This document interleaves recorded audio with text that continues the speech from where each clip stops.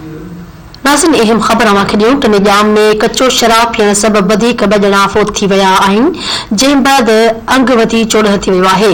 कच्चो शराब पीअण सबबि वधीक 3 ॼणनि जी हालत ॻणतीअ जोगी आहे, जिन खे अस्पताल मुंतक़िल कयो वियो आहे। फोतुनि में माछी होटल वासी चंदर कोहली ऐं अमरशी कोहली बि शामिल आहिनि, जॾहिं त रामू कोहली ऐं संदसि 2 पुट बि अखियुनि जे नूर खां महरूम थी विया आहिनि। अफ़सोसनाक ख़बर ॾियूं पिया त निजाम में कच्चो शराब पीअण सबबि वधीक 2 ॼणा फोत थी विया, जंहिं बैदि अंग वधी चोॾहं थी वियो आहे। कच्चो शराब पीअण सबबि वधीक 3 ॼणनि जी हालत ॻणतीअ जोगी आहे, जिन खे अस्पताल मुंतक़िल कयो वियो आहे। फोतुनि में माछी होटल वासी चंदर कोहली ऐं अमरशी कोहली बि शामिल आहिनि, जॾहिं त रामू कोहली ऐं संदसि 2 पुट बि अखियुनि जे नूर खां महरूम थी विया आहिनि।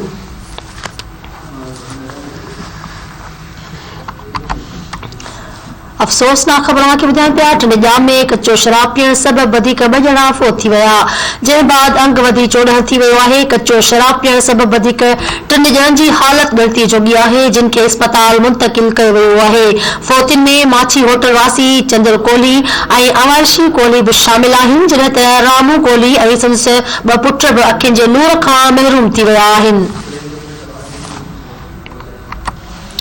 निजाम में कच्चो शराब पीअण सबबि वधीक 2 ॼणा फोत थी विया, जंहिं बैदि अंग वधी चोॾहं थी वियो आहे। कच्चो शराब पीअण सबबि वधीक 3 ॼणनि जी हालत ॻणतीअ जोगी आहे, जिन खे अस्पताल मुंतक़िल कयो वियो आहे। फोतुनि में माछी होटल वासी चंदर कोहली ऐं अमरशी कोहली बि शामिल आहिनि।